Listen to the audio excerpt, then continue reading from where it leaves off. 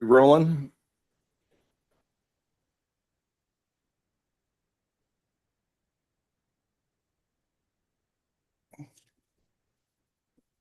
Good morning, Jason. Good morning.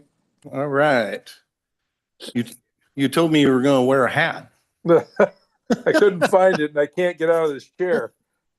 All right. We'll call the meeting to order, and Jeremy, you'll do the roll. Yes, sir. Bear with me. Becky is not here today, so I'm going to do my best impression of her. Jim Sheeline. Here. Jennifer Dallas. John Kitson. Present. Mike Book. Nancy Naylor. Present. Reed Acree. Here. Jason Anderson. Here. Okay, we do have a quorum. And good morning, everybody.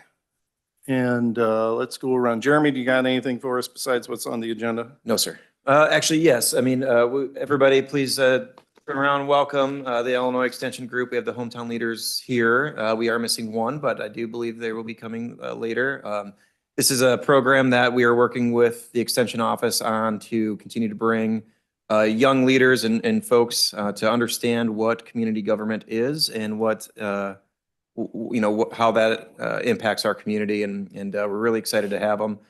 They started their first classroom session last week. They're here today for finance and executive. They'll be at the county board, and then we're going to take them on the fourth week to department tours. So if you have some time after the meeting, please interact with them and answer some questions and maybe give some life lessons and experience in county government. And I gave them a little bit of a taste before we got started. The So rest of us will Anyway. fix that after he's done. yeah. See that's always that's the way it is. There's always a difference of opinion. Jennifer, good morning. Charlie, do you have anything for us? Nothing for me, thank you. All right, Reed. Nothing. All right, Clay.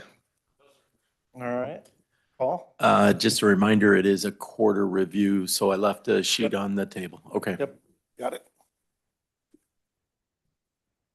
Ms. Frails is fine. Nancy? Amy? Amy Morning. always has something. It's very brief. It's very quick. I just wanted to inform you that the county has chosen a project manager for our data conversion with Tyler. And we will be getting that started first, second week of October. We're planning to start that data conversion. Okay. Very good. Anybody have any questions for Amy on that? Okay. Thank you. Thank you, Amy. Appreciate the update. Michael? King? All right, very good. Welcome, you guys. Glad you're here. I love the green shirt. Seeing everybody, it makes you identified very well. So do you guys have any questions before we get rolling? All right, very good. The friends in the back? Good morning. Glad for you guys to be here. You bet. All right. There was a little problem with the minutes. The minutes are actually in front of you, not the version that was online. So give a minute to run through those real quick.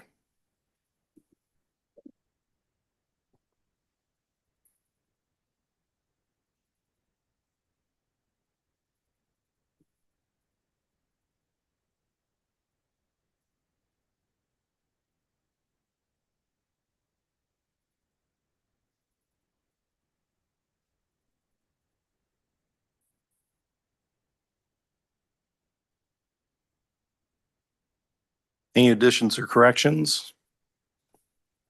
Hearing none, I entertain a motion to approve the minutes. Moved by Kitson, seconded by Naylor. All those in favor signify by saying aye. Hi. All Aye. opposed? Motion carried. Thank you, Jason. Okay.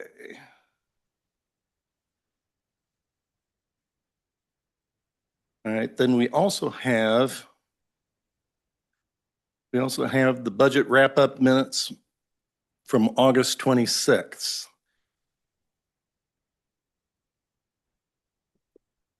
Any additions or corrections to the minutes in the budget wrap-up meeting? Hearing none, entertain motion to approve those minutes. Moved by Acree, second by Naylor. All those in favor signify by saying aye. All Aye. opposed, motion carried. Jason, I gotta get better at pausing, so let you get in there.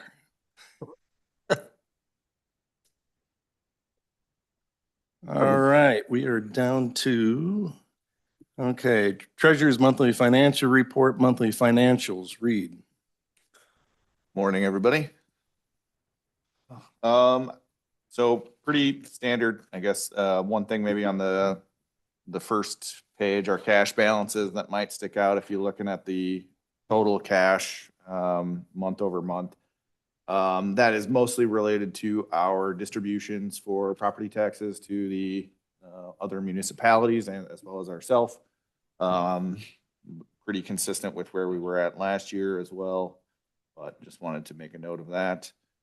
If we head down to the general fund analysis, we're right on schedule for revenues. You know, everything other than property taxes is basically, you know, we have 3 months left of the year and we're basically at that 3-month remaining budget to still receive. So that's right on. Property taxes lags just a little bit, but we'll still have 3 more distributions that we'll get from that over the next few months. And I fully anticipate that to be right at what we budgeted last year. Expenses, we're running a little hot. You know, we would expect us to have 25% of our budget remaining in total with 3 months to go. And we do have a 3 pay period month in October. So that will be slightly higher expense month than normal. So I guess just a note for department heads to watch those budgets, try to reduce where we can so that we are in compliance with our appropriations limits for the year. But, you know, we should have 25% left and we're at 24. So we're real close. Is any questions on that? The one that sticks out, Reed, is we got, and you highlighted the one coroner's office is not only out of budget, I mean, he's out of budget. He's not just zeroed, he's out. Do we have any idea what's going on there? I think historically, more had been budgeted in his county general side of things, and last year during our budget process, the finance committee asked all of our department heads to be looking at using some of our special revenue funds or where we could be using those.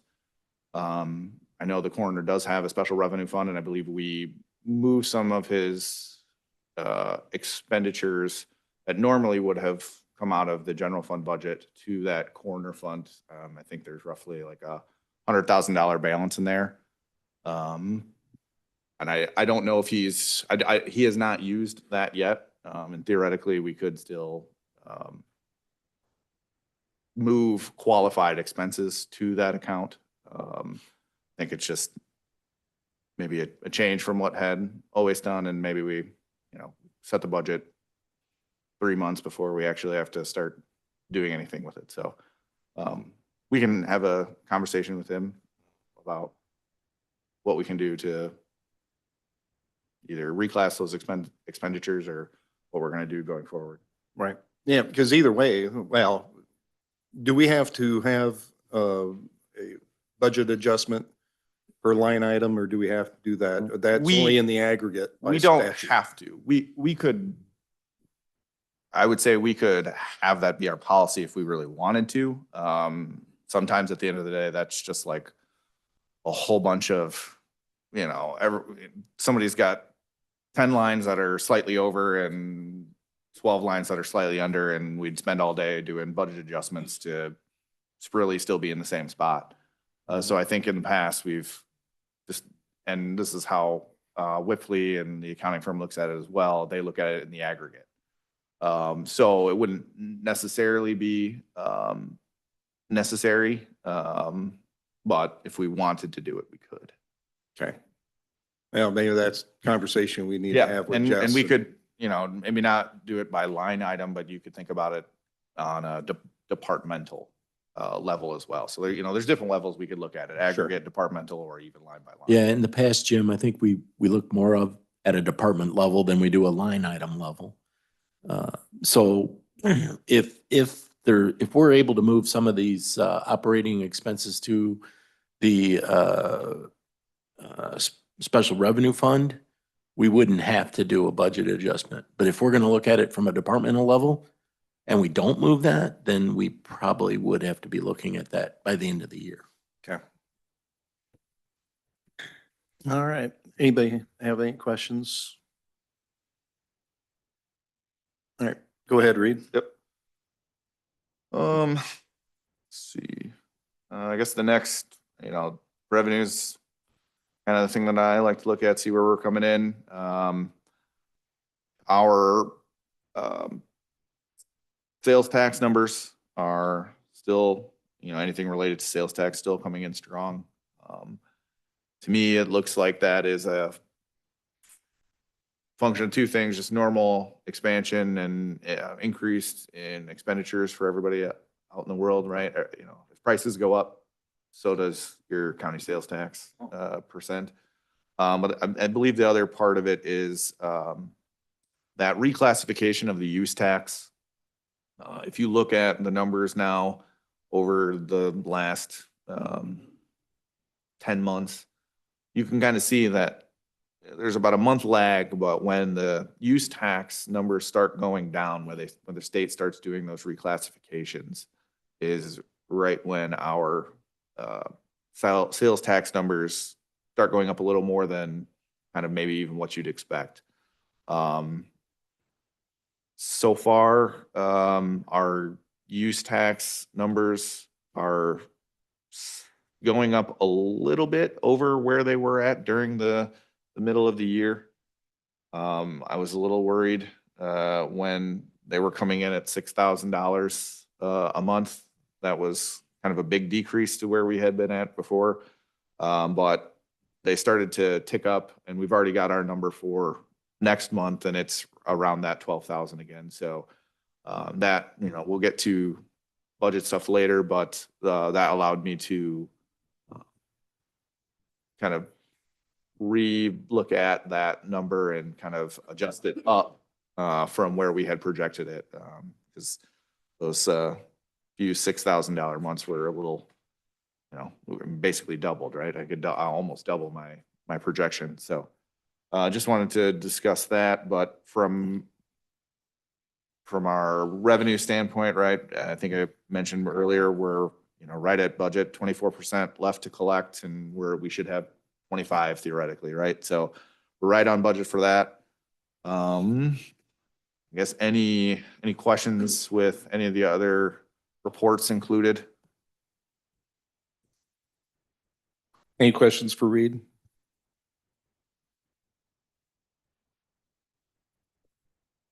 And that thing that I mentioned to you guys in the back of the room about one piece of the revenue puzzle, that was it. That came in a lot lower than what we expected. So. All right. Any other questions overall on the monthly financials? All right, hearing none. And we've got the sheet going around to sign for the quarterly report. All right, thank you, Reed. All right. Do we have anything on the insurance committee? Mr. Chair, we do not. Let me just check. Is Sarah in the room? I don't think she has any update either, so nothing this month. Thank you. Okay, very good. Jeremy, do you have anything? No, sir. Administrator report? Okay. We won't have an ARPA report. We have approval of the monthly Joseph E. Meyer resolutions, and we do have 5 this month. And of course, all Woodhaven parcels. Entertain motion, move those to executive, be included into the county agenda. Moved by Kitson, seconded by Dallas. All those, any discussion? Hearing none, all those in favor signify by saying aye. Aye. Aye, aye. All opposed, motion carried. And everybody have a chance to look at the sheriff's report. Once again, I asked, I didn't have a chance to read the report, so I was asking Clay to give a quick synopsis to me. And he did have one interesting story. Do you want to share with us that story, Mr. Sheriff? Sure. And this is kind of egregious. You know, we were just talking, we like to take a shot at state statute that we think is ridiculous. And to me, this is egregious. So Clay, could you share the? Sure. Yeah, we had another interesting failure of the Safety Act to protect our community. On August 24th, at 9:40 PM, that was a Sunday night, Dixon Police Department attempted to stop a vehicle that fled from them, but then the vehicle came back towards town, so they requested assistance in an effort to locate the vehicle. One of our deputies saw the vehicle on Peoria Avenue by the high school, got behind it, attempted to stop that car. That car accelerated, blew through one stop sign, and at another stop sign that it blew through, it impacted a vehicle that was going through. No one was hurt. The deputy got up there, took the individual out of Chicago into custody. As they were taking him into custody, a firearm fell from his person onto the floorboard of the vehicle. Well, that was a Sunday night. Come Monday, he was released pursuant to provisions of the Safety Act. He was charged with felony charges of ag UUW, unlawful use of weapon, and ag fleeing to elude. So he was released Monday afternoon. Monday night, Chicago PD called us and informed us that he had shot his daughter earlier in the day on Sunday, and was fleeing for that reason. And since he was out of our custody, he was in the wind. Had we had monetary bail at that point, like we used to, bond would have probably been set somewhere in the vicinity of 50,000. He would need 5,000. He'd have been in custody and remained in custody. But since we had to let him go, he took off, and the U.S. Marshals found him a couple days later down in the state of Florida. So another incident where the Safety Act failed to provide safety. And lucky that they were able to catch him down there. And Yes. who knows what kind of mayhem could have happened between here and Florida. He's already shot one individual. I mean, he's shown, and it's his own daughter. So he's already shown a propensity for violence. So he doesn't care about life. Thank you for that. And then, yes, got to figure that out. It's just got to happen. And hopefully whatever people listen, put pressure on the state legislature. Even if you don't like cash bail for whatever reason, give you guys the tools to be able to hold people that need to be held. Give the judges back the power to Yeah. hold individuals. Absolutely. Thank you, Clay. Okay, unfinished business. Under A, we've got the budget and levy review, and Reed and Jeremy. Let's hit it. All right. So good news, we do have a currently balanced budget. I think maybe with a surplus of around $3,000. I believe the last time we met, I think the difference was, around $250,000, give or take. That would have been after we kind of put in some of our transfers that we had not yet put in. So we did still have some work to do. On the revenue side, I think, like I mentioned earlier, there were we kind of did a little deeper dive analysis on our intergovernmental tax revenue, income tax, sales tax, kind of over the last 10 years to kind of get an understanding of our growth rates, and kind of came up with a few different analyses, and that allowed me to kind of adjust those up just a hair. And I think that we're definitely going to hit those numbers, mainly in the sales tax numbers.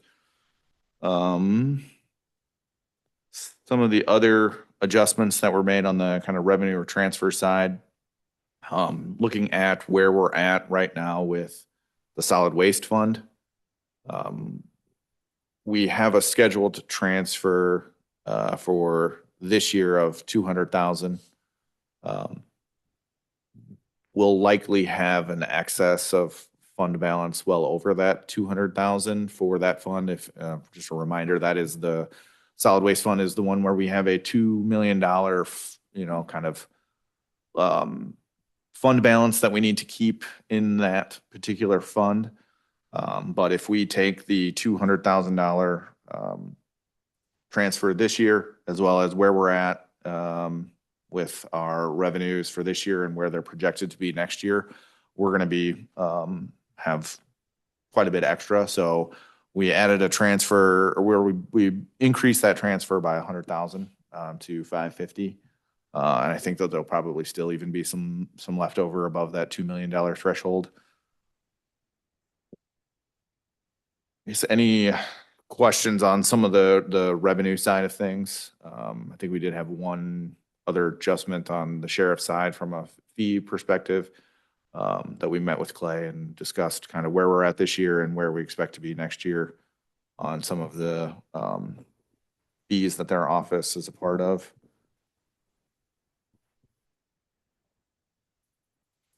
No. So- Oh, yeah. So was there that, yeah, go back up there. So the transfer, I guess, first of all, does the committee have any questions or comments in regards to this side of it before we get into the expenses? Tom? Yeah, I'm sorry. Okay, on our payments for the jail, we eventually have a balloon, do we not? Yes. How, if we start taking money out of this, and I'm not opposed to us, I am opposed to us just taking money out, but Sure. how are we gonna make this balloon payment at the end? And once we open that, it's like taking the lid off the sealed cookie jar. Everybody's gonna have their hands in there for more money. So I do that. I mean, my plan and what this budget has is some savings to retain each year in that public safety fund so that we are able to make that bond payment when it comes due, the balloon payment. It's about 1.8 million. We should have right around $250,000 this year excess over. We do have that one remaining interfund loan to pay off of $615,000. But based on my projections, we'll probably have an extra $250,000 in there for that at the end of this year. So then my future schedule is to basically save between 250 and 300,000 in that fund so that we are ready to pay that bond payment in 2029, so that we will have the funds available to make that balloon bond payment. And I mean, that plan can always be adjusted if something comes up and we need to, but it's there so that we're ready to pay it. So 'Cause in I'd rather essence, get rid of Tom, it. we're not taking too much out of that. We're taking what we need to balance everything out. It's going towards uses that are, that fund requires them to go towards. And we're planning for a payment at the end of our term. What do we do next year in negotiations when we don't have the funds and, oh, that money's sitting there? And quite honestly, it's hard for me because this is not what was planned when this was all put together. Sure. And I just see it as a struggle. The other problem I guess I have is this committee has heard for a number of years from predecessors to sheriff that if we add a deputy, we'll reduce overtime.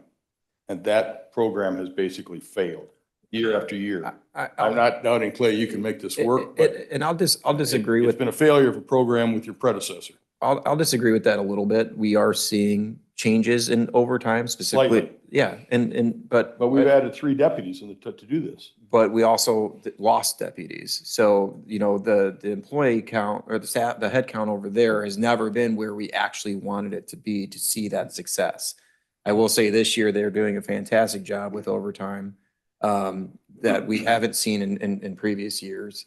They were balanced a little bit more with head count, which I think that's been the effect of that. And moving forward in what we're projecting, working with the sheriff's department, we will see year-over-year progress with that. Now, is that going to necessarily account for all of the expense going into the new headcount? Maybe not, but we will see and are seeing a decrease. So appreciate you're here, Clay. When we're looking at this year's budget and in regards to overtime, is it a fair comment to say that that's almost all patrol? I mean, we did see with the additional headcount that we put on at the jail, have we seen the reduction in overtime, at least in that piece? Yes, we have. We've seen a great reduction in the corrections overtime since we added the additional personnel and have some float personnel. Yeah, the majority of overtime this fiscal year is in the patrol division, where we've been short with officers on military deployment, or deputies on military deployment, short-staffed right now. So we're down 2 as far as scheduling goes. So we're hoping that once we get additional personnel that we can bring that overtime line item in check. And I think that's kind of where the data doesn't show, you know, correctly for us sometimes when we're looking at that, because we have heard of adding headcount to the sheriff's department, you know, over the last couple of years. I mean, and I don't think they added any extra last year, but every time we say we're going to add that to the line item, we end up losing staff at some point throughout the year. So the department has never been operating at full capacity to see what that can really do to our overtime line.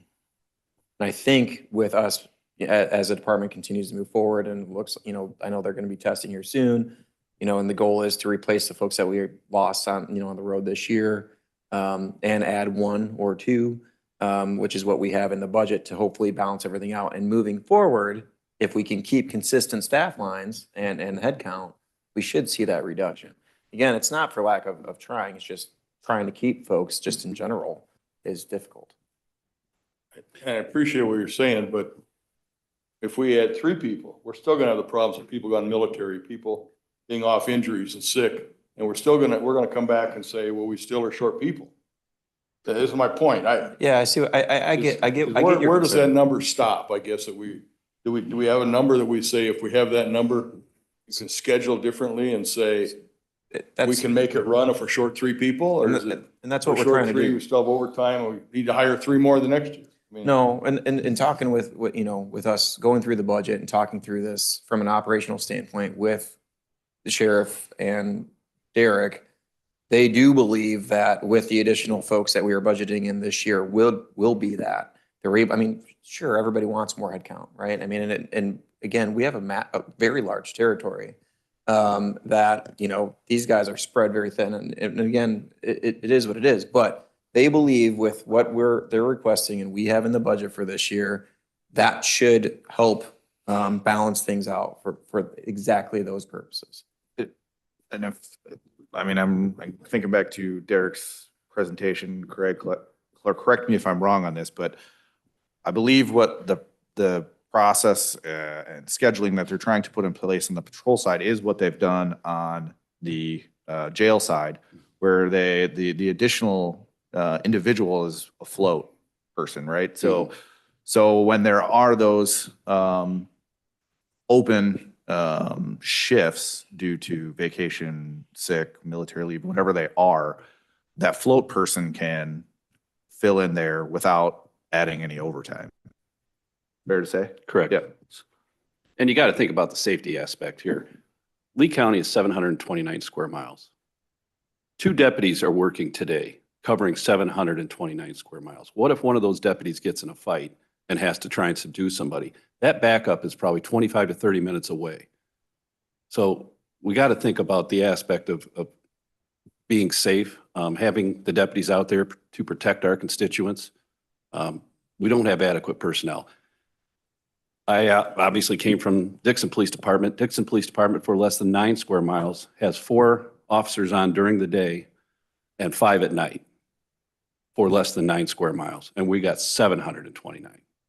And troopers are not in this area anymore. We can't count on them for assistance. So we got to think about the safety aspect. Nancy, you had a question? Clay, I'm sorry, I'm backtracking a minute. I couldn't get my question in fast enough. Sure. Corrections, back to the corrections. Remind me again how many people you have on that staff now that you feel you're adequate? Was it 3? Well, the minimum staffing is 3. We Okay. have 2 on the floor and then 1 in the control Right. room, the mezzanine. Right now, we have a total of 16 correctional deputies. So we're able to have a float person. So a lot of times we can have 3 on the floor and then 1 up in the mezzanine. Like, for instance, they just had to go to Whiteside County and pick up an individual. Since there was 3 on the floor, they were able to send 1 of the deputies over to do that transport. So you feel that's adequate? And I that's feel pretty yeah. stable right We- now? We feel I'll corrections qualify that, is adequately staffed. Patrol is where we're yeah. lacking. Okay, thank you. Appreciate it. Agreed. I guess my question is, certainly 0 overtime isn't even doable or anything like that. Is there a level of overtime that's kind of the goal where we're looking at? Because, if you can't be the best wage, some of these officers, deputies, they kind of probably rely on a certain amount of overtime so at least at my company, we kind of assume that everybody's going to have this much each week, or at the end of the year, this much is overtime. Do we have that number that's kind of our happy point, or do we shoot for 0? I mean, because really 0 isn't doable. It's not doable, no. I mean, and I don't need an exact number, but Yeah. in theory, do we have this level that's kind of what we're shooting for as far as maximum hours go, or wage, so. I believe we're at, what are we forecasting for next year? 250 for the overtime line item? I think right now we're at 290, where I would say that that maybe does not factor in some of the overtime that we have for patrol actually is covered by either the state of Illinois or Traffic safety grants. Yeah, certain other grants or events where we get reimbursed for. I have those kind of separated into 2 line items so that we can kind of see, hey, here's the actual overtime that we had, but we also have this kind of contra expense account where we're being reimbursed for that. I did that not to try to make the overtime line item look bigger or anything, but from splitting them out helps us understand where we are at from the state of Illinois' reimbursements, right? It's a lot easier to identify whether or not they're behind on their reimbursements if we've got those separated out. So probably net, yeah, we're probably right around the 250 where Clay is projecting for the end of the year. If you dive down into the details, it'll probably say 290, and we've probably gotten 50,000 in reimbursements from those other agencies. And as Tom pointed out, to kind of answer your question, and this was completely unscientific, it was just number that we plugged into the budget, it's $200,000. And at that time, roughly about 4% of budget. Okay. But that was not, you're asking, was there a scientific, was there a formula based? But Yeah. is there a goal for overall wage in that department that, okay, some years may be more regular time because you've added deputies and less overtime, but other years where you're short deputies, there's going to be a certain amount. You try and still kind of keep it that same level, I assume. Right. I think Clay would expect me, if he got overtime at 200,000 or below, Clay would expect me bring him a cake or an apple pie, something Steak like dinner. that. Yeah, a peach, whatever. He would make that call. So. Mr. Chairman, I appreciate it. I'm learning here. So. Yeah, go ahead, Jason. Yeah, Yeah. I have a question for Clay. Clay, do you have any idea what a comparable number of officers on patrol are in other counties comparable to the size of our county? And if we're more or less than what might be the average? We are less than our neighbors in Ogle and Whiteside County. I mean, how much less? I believe Whiteside has 3 on during the day. Ogle, a lot of times they'll have 4, and then they'll have more on at night, like 5 at night. And Whiteside will have 4 at night. And their overall forces are much larger then? By just, yeah, by a handful, dozen, or probably half a dozen. Currently, counting me, we have 23 that are law enforcement certified. So they're probably at about 30. Thank you.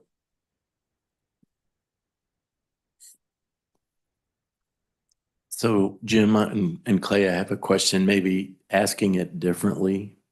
If we were able to add a person, what is the value of overtime that you would expect to go down? Is it 40 grand? Is it 60 grand? Meaning, you know, you have 250 or two roughly in overtime. If I was able to get an extra person, would that go down 100,000? Would it go down 40,000? What do There's you? just a lot of variables. I mean, you know, if we have a big incident where we got to call, people in, that's Yeah. going to substantially Oh, tax our absolutely. overtime budget. No, Just in general, though. we could probably reduce it if we get a couple extra people, maybe 40,000. Okay. You got to take into account, we have, once you make the arrest, then you have a court process. So then these individuals, these deputies have to come in and testify in court. And if it's on their day off, that's overtime. So that's why I said it's a variable process. And part of that too, I think, is why Officer Rankin came in and made that presentation, which I think really outlined at that time a good point and why there's a justification for the additional officers. So I know that was something that he outlined, and that was the overtime versus the staffing. So certainly things that we took into consideration when we approved the budget line items.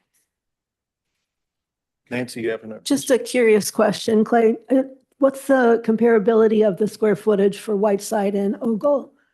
That's an interesting fact. I just wondered, as far as they have more, is it for less square footage? I mean, is Ogle smaller than Lee? We're pretty close. I mean, think we're I don't pretty mean to put close. you on the spot. I can Yeah. look it up myself. Yeah. But there's a big discrepancy between what we have and the other two, Well, not so much Whiteside, but I was mean, just curious. The elephant in the room, Ogle County's got a nuclear plant. So, I understand that, but we're all very concerned about and talking about safety. So I was Yeah. just curious in that respect. I do know from Financial, our yeah, presentation last Whiteside's week with more popular. Illinois Extension that Yeah. I think we're 42nd in population, but we're 19th in terms of land mass. So we're kind of punching above our weight. We've got more miles and less people. So So for reference, Lee County is 729 square miles. Ogle County is 758 square miles. Whiteside County is 685. Darn close. Thank you. Tom, you have another question? No, I'm not opposed to having the deputies, and certainly Clay, I'm concerned about the safety of them, but it's how the taxpayers can pay for it is my concern. And we don't leave everybody hanging here one day and say, gosh, we can't pay for this beautiful jail that we probably don't need, thanks to the governor, Well, fortunately, the public safety sales tax is coming through and doing a lot better than we forecasted. Yeah. I agree with Paul, we're paying off that interfund loan 5-6 years ahead of schedule. Yeah. Can.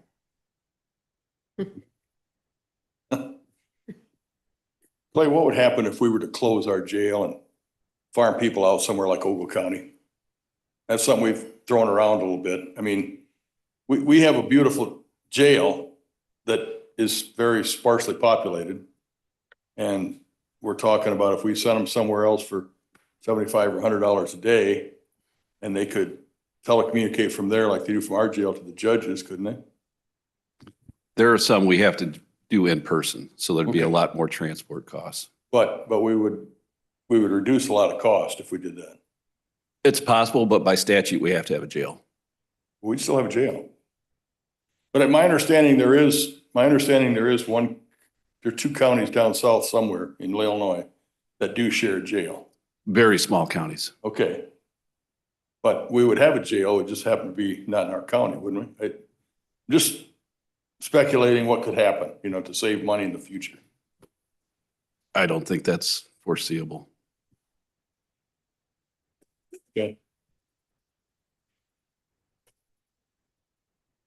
In regards to the thing you mentioned, Reed, in regards to putting inside, on an annual basis, can you put in as part of the report kind of to show us that? Sure. Because we'll forget. Yeah. Just in all honesty, Yeah. as we go through things and, and we'll say, oh yeah, that balloon payment come up, how are we paying for that? Well, it'd be great if you could show that Sure. that money was set aside to take care of that. And I'm sure we'll talk about it, but it's always good to have that visual, Yeah. at least for me. Yeah, I mean, Mr. I can Chairman. add that to our reports. Sorry. Yep, that'd be great. Yeah. All right, you want to move on? Oh, Jason, do you have a question? Yeah. Yep. I think what Tom brings up is a really interesting concept. I know over in Ogle County, they built a new jail about the same time, or maybe after we did. And there's an extreme amount of capacity there. I wonder, is it possible for, and I'm still new to all this, but is it possible to have some sort of a study done or some research done into the idea that Tom is brought up here about consolidation and sharing of resources? And I want to know, first of all, that question. And secondly, Clay, what is the actual cost, if maybe you don't know this off the top of your head, of operating just the jail, apart from everything else that you do? What's the cost of operating the jail? That I don't have broken down at the top of my head, so. It would be interesting to know.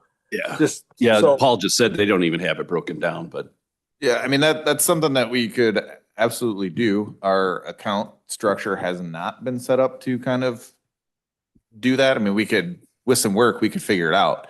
But if that's something that we would want to do going forward, we could easily kind of restructure the GL accounts. It's probably, that'll take some work, but a lot of it will be payroll related. So once we get that in place, it'll be pretty easy to get those numbers going where they need to go. The other side then would be any vendor expenses and just kind of knowing that we need to classify those differently. And or, if we have some sort of vendor where they're providing us X and Y service, but X is more patrol and Y is more part of the jail operations, being able to split that out when we put in the vendor stuff. Well, I Pretty think there's- easily do too. there's a lot of creative things that are being done in the private sector as well as in the public sector to save money, reduce overhead, things of that nature. But I know we got to work within the rules of the laws and everything else. But if we could find out, what are the hurdles or roadblocks to doing some sort of sharing or consolidation with Ogle County, and then also, I understand Clay brings up a good point. You got transportation costs and so forth, which of course would be a given. But if it's a 2-to-1 thing where you're saving twice as much by basically consolidating jail operations than transport costs, I think it's something we really need to understand. Well, my concern with doing another study or something like that though is we do all that and maybe we do move forward and then all of a sudden the Safety Act gets abolished and all of a sudden we're back to wishing we had a jail. And I guess my concern is a big part of the reason the jail's fairly empty right now is because of the Safety Act. And it sure acts like that's something that's kind of vulnerable to be overturned, I would think, at some point in time, but who knows? So. Yeah, that's a big time political question. Yeah. So, but you bring up a good point, Reed. I think my view is that it'd be great if we could set things up so that we could see those costs broken out, Reed. Sure. Because we can't make a decision, can't even hardly talk about it unless we have the information to have an intelligent discussion about it. Yeah. And you know, it's, in all due respect, Clay, if our population of the jail goes down, you know, we've got the fixed costs. But if our payroll costs are so high, and I appreciate what our guys do for us, I mean, that's not the point. You know, there's going to be a tipping point where it just doesn't make sense for us. But what is that? We don't even have the information to even know what that is. And I think, you know, future board members, I'm not going to be around, you know, in 2 years, but future boards are going to need that information. So just one more job for you, Reed. You know, we just. It's easy. We can do that. All right, sounds good. All right, if you want to move on to the, does anybody have any other questions or comments in regards to the revenue side, what you've seen I so did want far? to make one additional comment on the revenue side of things. From the property tax standpoint, we did get some revised numbers for, I mean, they're all estimates, right? So we won't really have the, excuse me, the full numbers until, you know, February of 2026. So we did have to reduce our property tax amounts in here due to a reduction in kind of the estimated construction. There were some projects that were expected to potentially come online in 2025, and therefore we would get kind of a prorated EAV for those, but it looks like some of those are not going to start in 25, that they're going to move into 2026. So we did have to kind of reduce that new construction amount, which then kind of reduces that new money in the levy that we can get. So Sure. that is also factored in here. So I just wanted to let you know. It wasn't all. So that brings Move it up, so, and did you have the number and what that is? It was about $70,000 difference. It So not a was, huge amount. yeah. So it was a reduction of about 8 million in new construction. That led to about a $70,000 decrease in the property tax revenue. Okay, and we are going to go through a preliminary. Yeah, I have that. Yeah. Okay, so my next question is actually more appropriate there, so. Okay. Okay. Any other questions in regards to revenue side? Okay, let's move on to expense. So, a lot of the, savings that I was able to find on the, expense side were payroll related. I did a deep dive on, pretty much every department to see where our estimates were, you know, compared to where I might calculate them. And nothing, you know, it was just back of the napkin math versus having all of the data to look at and know all of the contracts and whatnot. So, there, you know, it was $2,000 to $5,000 in this department versus this department. One other payroll related adjustment that was made, I think we, actually finalized our insurance premium adjustment for next year, and I had it factored in for 14% increase, but it's in all actuality, it's going to be 13.5. Doesn't sound like a big thing, but when you pass it over, you know, a few million in payroll related costs, and you know, it makes a little bit bigger number. But yeah, so we were able to make some adjustments there. There were a few where we had to increase them a little bit, but that was most of the adjustments.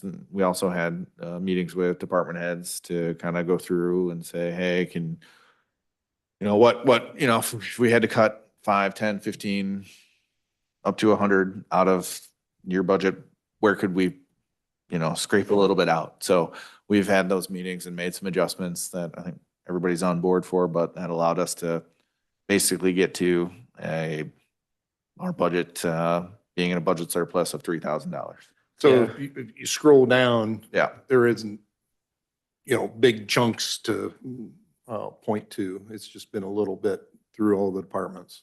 Yeah, if you look at that adjustment line, you'll see kind of where things transition gotcha. from Yep. the budget request to the budget draft.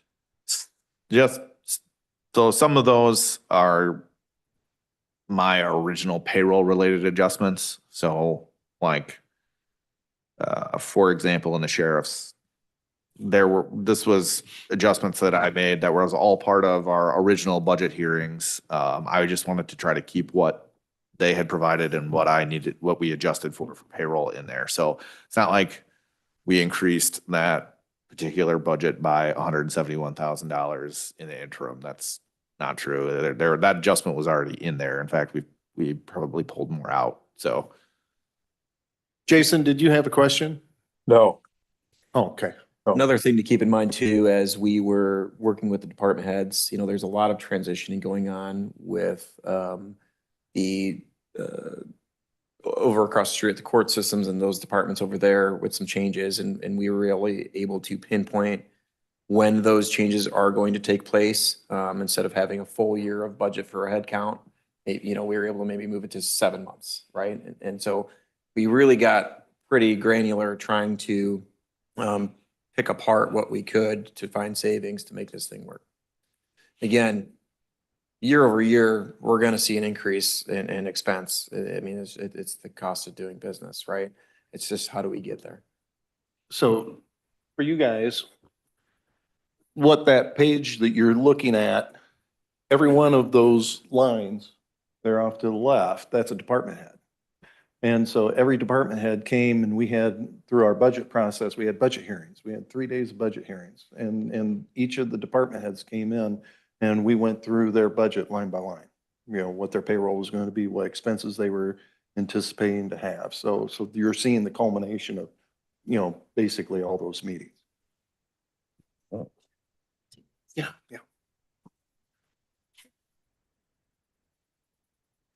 any questions on the expense side of things?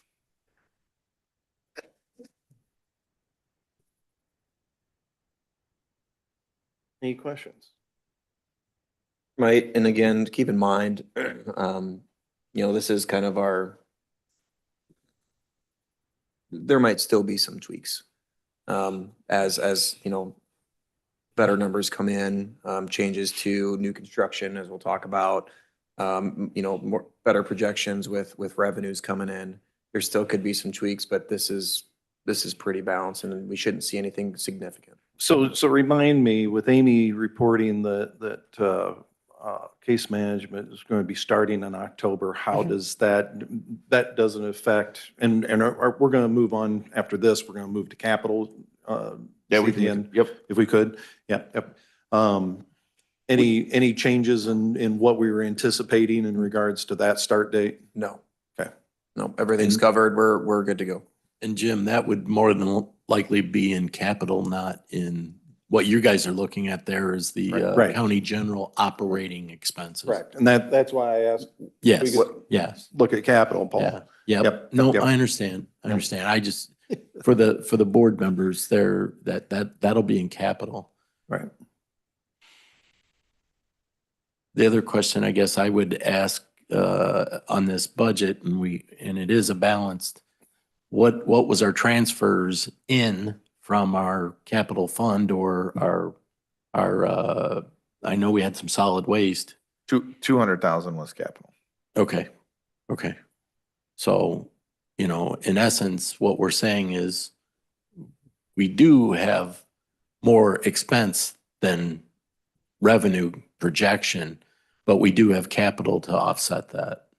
And To that's make been it work. consistent year over year. Oh, absolutely. I just want to make sure there's new people on the board and I want to make sure they understand Yeah. what that really means.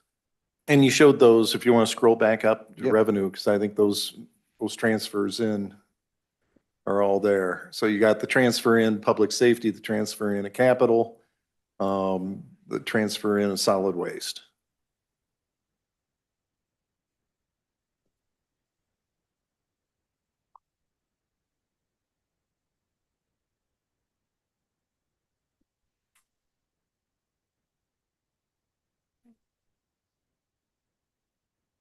Okay, any other questions in regards to the preliminary budget?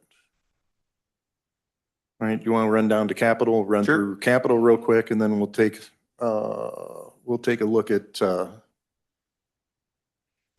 levy. Thank you.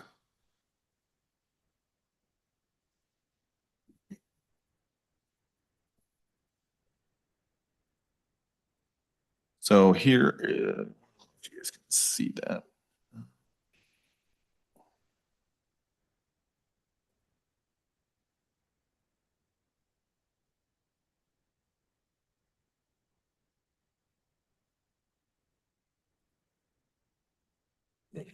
All right.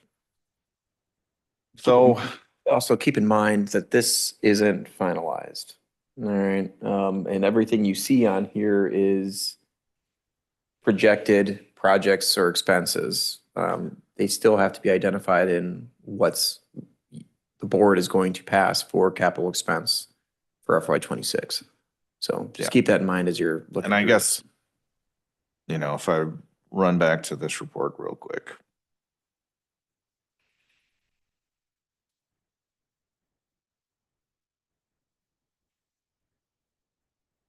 Last year, we budgeted $4.6 million out of capital, and we're 75% of the way through the year, and we've spent 1.2. So we tend to budget for the projects that we know exist.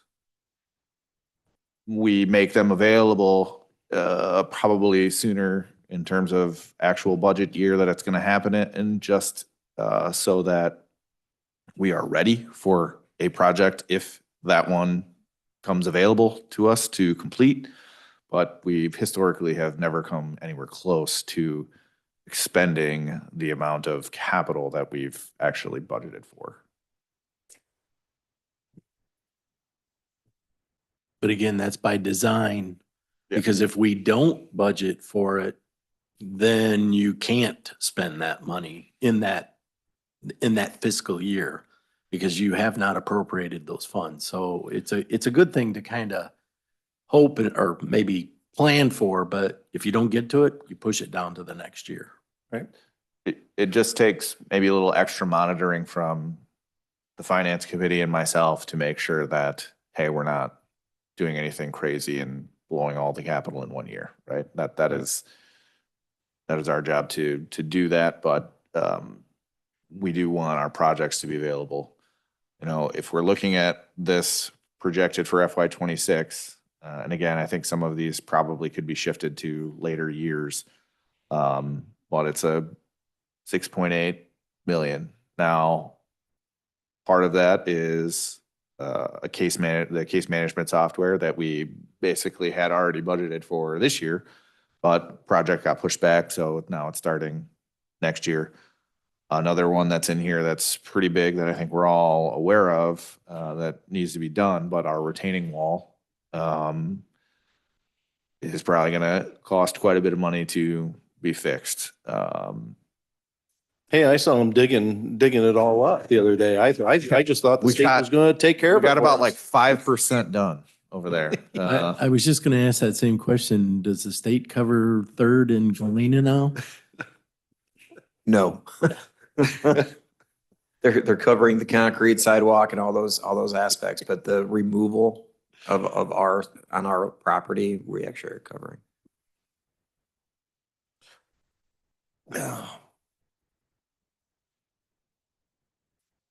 I will say they have been great to work with. I have to explain this to you guys. So this is one of the unexpected government, right? So we own this block where you're sitting right now, and then across the street. The retention wall started to shift several years ago, and it was about ready to fall over. And so the county board chairman at the time contracted a guy, and they fixed it and looked decent. But over time, it shifted. And we had a collapse out here on the street, and which could have been bad if somebody, if it had happened during a time when people were picnicking and, doing whatever on public property. But thankfully, nobody got hurt. they were able to put. So we've been figuring what it's going to cost to do this retention wall around the property. The first look that we had, which I choked on, was $600,000, and that was from our maintenance chairman. Then we contracted with an engineering firm, Willett Hoffman, and $2.1 million is what they came up with. So we've got to figure that out on how, because that'll blow our budget out. So that's just one of the things that, unanticipated things that happen. There's another word that's commonly used, but I won't say it here. Yeah, stuff happens. All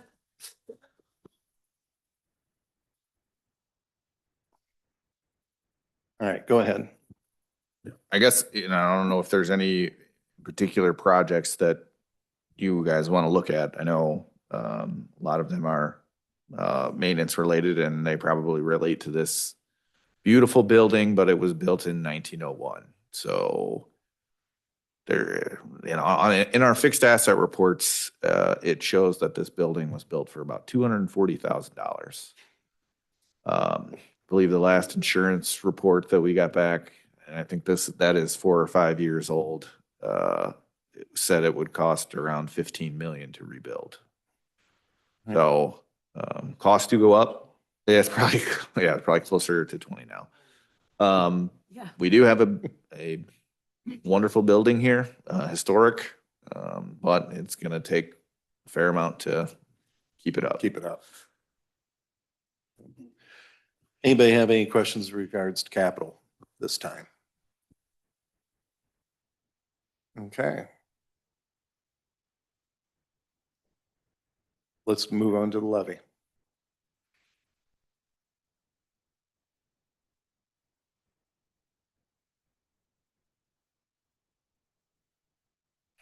So while you're pulling that up, so this is part, so you just sat through the budget, which is how we spend money. The levy is how we get money. And so you'll see, and this only relates not to the income tax, sales tax, any of those pieces. The levy is strictly the property tax that we levy on homes and land, farmland and all that. It's that one piece of the puzzle. Go ahead. Just because you pay the county does not mean we flip that money. We're again about 10% of your tax bill in most cases. But so Write that down for the future when you're paying taxes. Yeah. Let We your really parents 10% of your know tax that. bill. let your parents know. So what I've got up here is our levy calc, kind of based on our PTEL limitations. So right now we're estimating. Reed, do you want to explain PTEL? Sure. It stands for the Property Tax Extension Limitation Law that I believe was passed in the 90s. Basically, I think it was a state basic, I don't know if it's statute driven or what, but it basically allowed counties to vote to have these PTEL laws in place if they wanted them. Some counties have voted it in, some counties have not. In essence, what it does is it limits the increase in the property tax levy on existing property and existing equalized assessed value to the lesser of the consumer price index or 5%.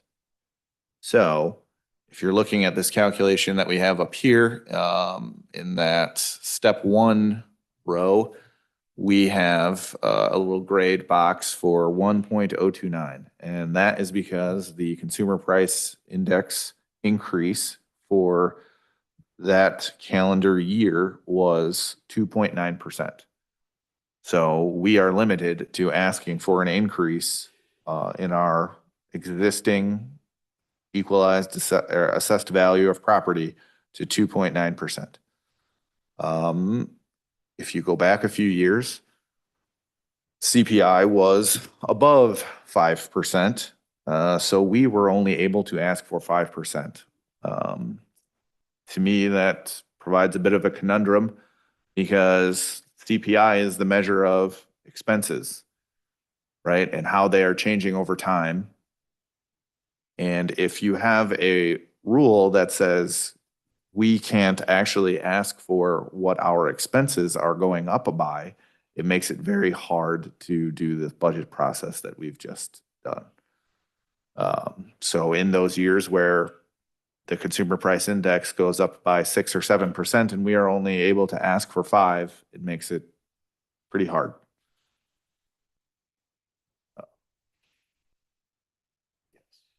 Is any questions on PTEL?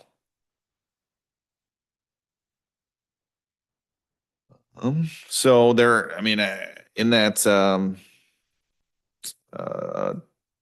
explanation, right, I kept saying existing equalized assessed value.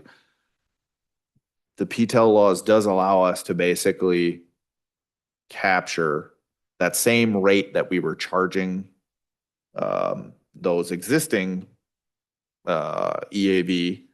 It allows us to charge that same rate to new construction added to our EAV rolls during the year. So if you follow this calculation down, right, the step 1 basically says, you know, we asked for $9.4 million last year. If you had a 2.9% increase, the only amount we'd be able to ask for this upcoming year would be the 9.7. But there is that new construction, and steps 2, 3, and 4 are a fun little calculation that you get to do where you know your new construction. But at the end of the day, it leads down to step 5 where our new property, we get to collect an extra $79,000 this year on $9.7 million of new EAV, we'll get 79,000 extra dollars this year. So between those two, right, between the 2.9 that we get and the additional new property, we'll get our property taxes will go up $352,000, which is a 3.74% increase. So I believe our truth in taxation limit is 5%, right? So we will not have to have that meeting this year if this stays as is. But that's where we're at so far. And again, those new construction estimates could be reevaluated over the next coming months to, you know, up or down. Last year, we were lucky and got some new information. We got to move it up. This year, so far, we've had to move it down. So, but won't we probably overshoot that a little bit instead of the maybe raise the, even though we have that calculated out, just make sure, because there's been. Yeah. So yeah, I guess so. right. So the last 2 years that we've looked at it, right, we've estimated this number and we essentially underestimated the new construction. So like with PTEL, you kind of got to ask for whatever you can in the year that you can, because you don't know when those years are going to come, right, where you can't ask for enough to cover the increase in expenses, right? So it's kind of maybe an unintended consequence of that law. But over the last 2 years, we've underestimated that new construction amount. So I would propose to increase the request a little bit so that we make sure we can capture any new construction that wasn't known at the time when we had to, you know, put through this levy. We will be limited by the calculations that the clerk's office does regardless. So, you know, they're only going to allow us to get what is legally allowable for us to levy for. So I guess I wouldn't say that there's any negative consequences to doing that in that way. So I would propose levying for a little more than we expect and then keeping what we actually expect in the budget. Sure. Okay. All right, any questions? Committee have any questions in regards to the proposed levy? Preliminary. I just have one Thanks. point of clarification, Reed. So you're proposing that we levy for a little more than the 3.7, or that is your proposal? No, I would propose I think this number is going to continue to be reevaluated rather Okay. frequently over the next few weeks as information comes in from the assessor's office. I would increase it from the number being presented. Okay, I just needed to Yep. make sure I understood. Thank you. Okay. No more questions. Questions? Nope. Everybody good? You guys have any questions? All right, everybody's awake. Man, you get a gold star from just being awake. I've sat through my first budget meeting and I think I lost it about half hour, 45 minutes in. So good job. All right. Don't be afraid to ask any questions. Yeah, absolutely. You need to know. Okay, we have a meeting that's on the schedule. You guys still want to have that, hold that meeting, or has enough questions been asked and answered? Any things, what was the feel of the committee? What do you guys feel like? We do have it on the schedule, so if we're not going to have it, we'll take it off, but it is on there and is posted.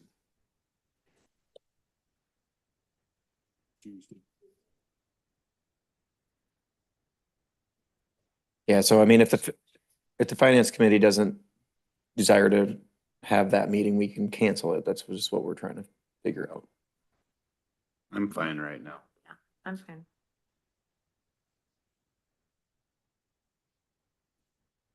So how that would work, it doesn't change the schedule as far as how things work. We'd still have, next month, the next, finance committee meeting would be the final motion to move it to the agenda of the October board meeting for the preliminary, passage.